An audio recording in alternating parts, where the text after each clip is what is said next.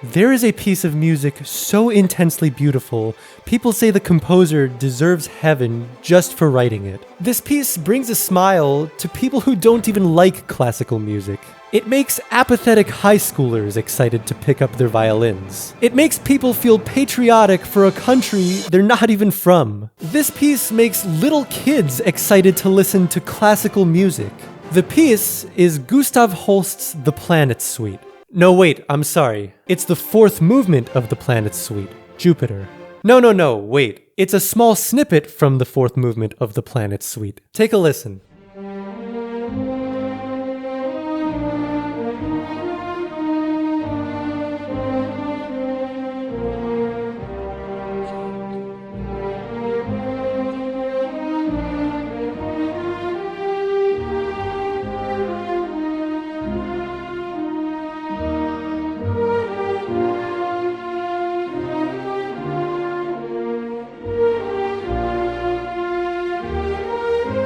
On any YouTube video of Jupiter, you can be sure that this short chorale section will be the most replayed. This 2-minute snippet is dearly beloved by classical music lovers and the most casual of listeners. Jupiter's chorale, as it's come to be known, was never supposed to be like this. Holst's Jupiter chorale has been utterly isolated from its original context. This little snippet has been performed by everything from string quartets to flash mobs to heavy metal guitarists. It's been featured on children's TV shows and even been made into one of the UK's most prestigious patriotic songs.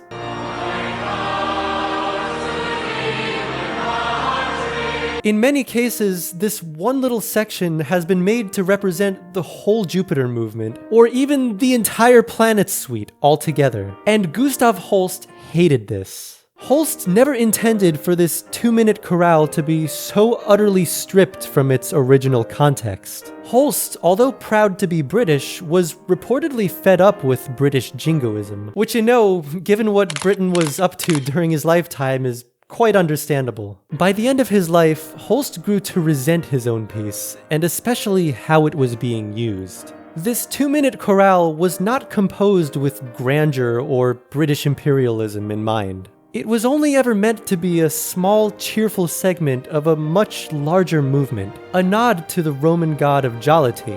So then, how exactly did Gustav Holst accidentally end up composing the greatest piece of classical music ever written? The boring but unfortunately true answer is that it's not just one thing that makes Holst's Jupiter chorale so immaculate. There is no magical secret ingredient. Rather, it's a strategic combination of melody, harmony, instrumentation, and of course, context. The Jupiter chorale kind of comes out of nowhere, literally. I mean, this is what the beginning of the piece sounds like.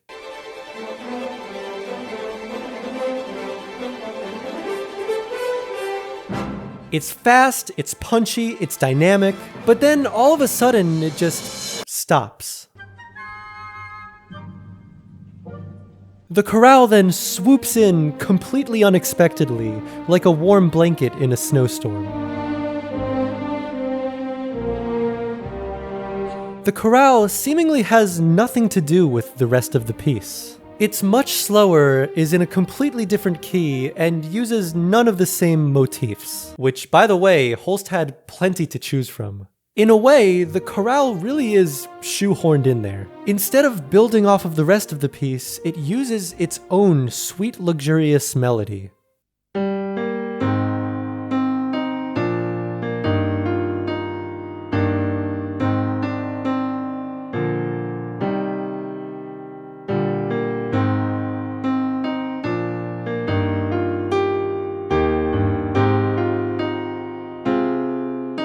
I think the beauty of this melody really lies in its simplicity. It's so memorable and easy to sing, almost like a nursery rhyme, which is probably why it made basically a perfect melody for a pseudo-national anthem.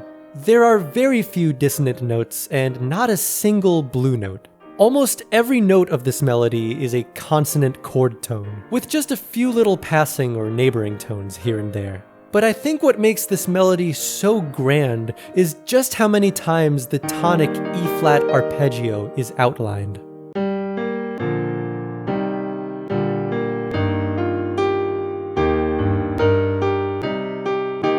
Being that E-flat is our home key, the frequent highlighting of our home arpeggio really makes the melody ring out, almost like playing taps on a bugle.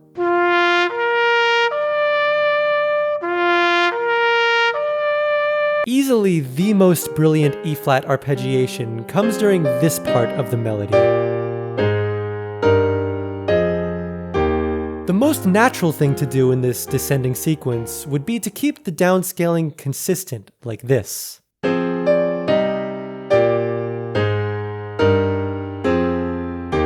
But Gustav Holst doesn't do that. He does this instead.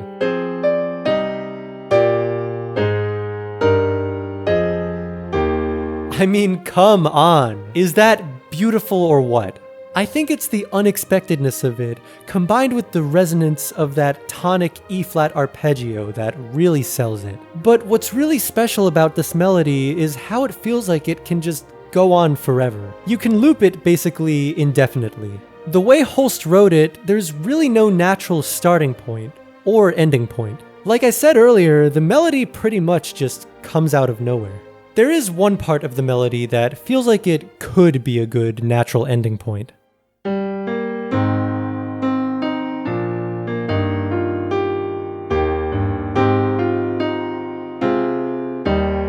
But Holst, instead of putting the tonic right on the 1, delays that satisfaction by a beat.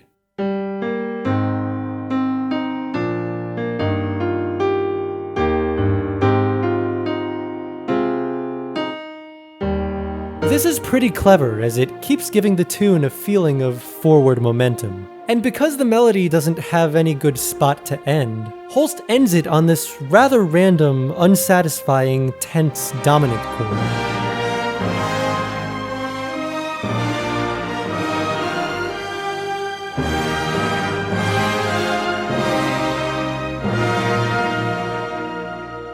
There have been some attempts to give the Jupiter chorale a more discreet ending, like the Berklee Student Orchestra ending it on a tonic punch.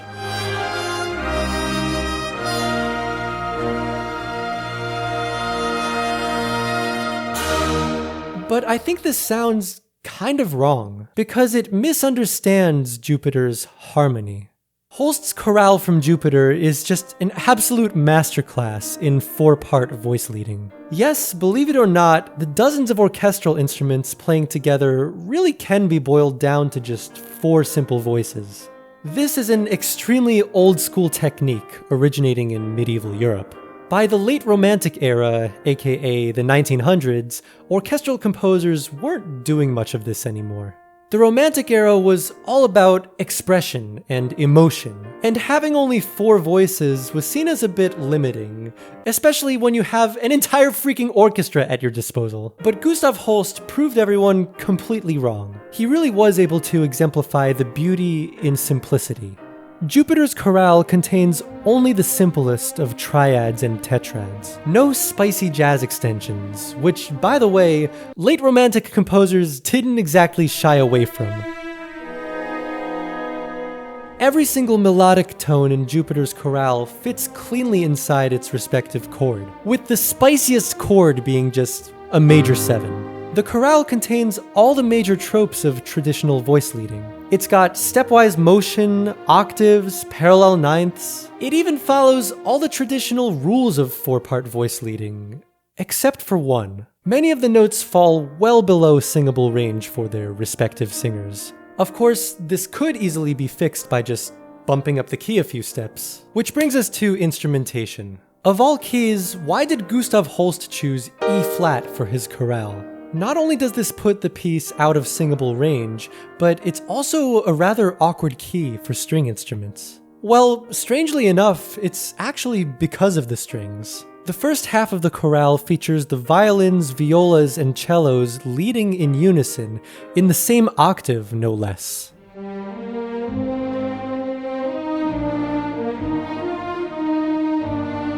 This is a bold choice, as it's compositionally extremely difficult to pull off.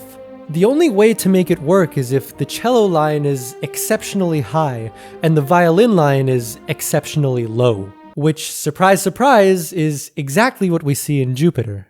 Not only is the violin line low, it is the lowest. The very first note of the chorale is an open G, literally the very lowest note you can play on the violin.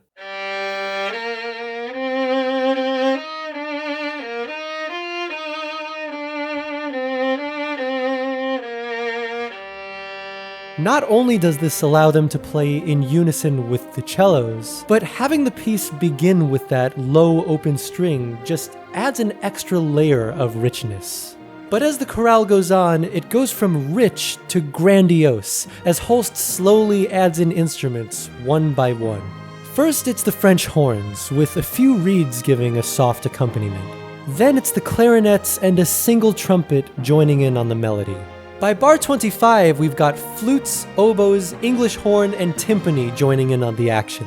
And by bar 33, it's the entire orchestra, playing all out, by the way. Nobody's holding back.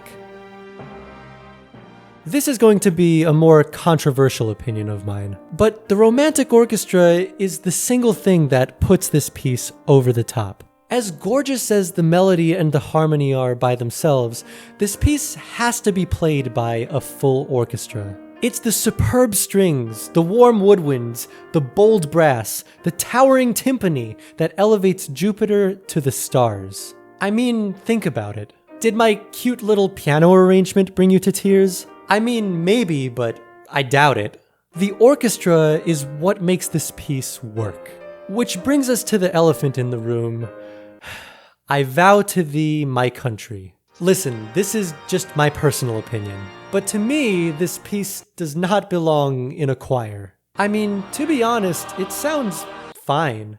I mean, it's lovely, especially when sung well, but even the best singers in the world can't do justice to the richness of this piece. Jupiter is capable of moving people in ways that most classical music can't. I Vow to Thee definitely moves people, but mostly because of its political significance. Yes, I know that talking about politics in a music video is always going to annoy some people, but if you want to understand music, you really cannot separate the two. I Vow to Thee, My Country was originally a poem written by British diplomat Cecil Spring Rice. It was actually Holst himself who had the idea to set the poem to his Jupiter chorale, which he did in 1921. Americans get made fun of a lot for our over-the-top, uncritical patriotism, and rightly so. But if there was ever a British embodiment of unquestioning, jingoistic nationalism, it would be I Vow to Thee, My Country. I mean, the lyrics literally say, the love that asks no questions. Not much is known about Gustav Holst's political beliefs. He never vocally advocated against British imperialism. However, Holst was known to have some left-leaning inclinations, and was very skeptical of jingoism and nationalism.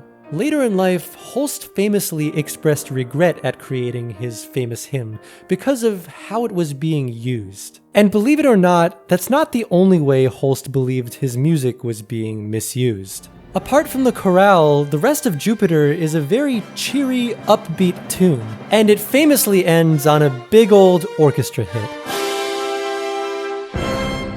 When covering the Planet Suite, many orchestras end the symphony with Jupiter, which is very much not how Holst wanted it.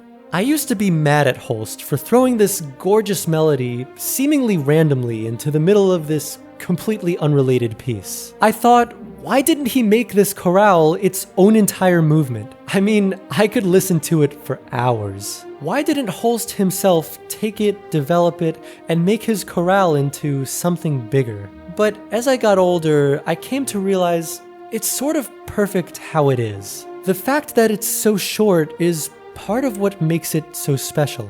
There's a concept in psychology called scarcity. It basically means that people place a higher value on something when there's less of it. I've listened to some orchestras who have performed a longer, more developed version of the Jupiter chorale. But honestly, after a while, it kind of gets redundant. It just doesn't have the same fleeting magic as the original.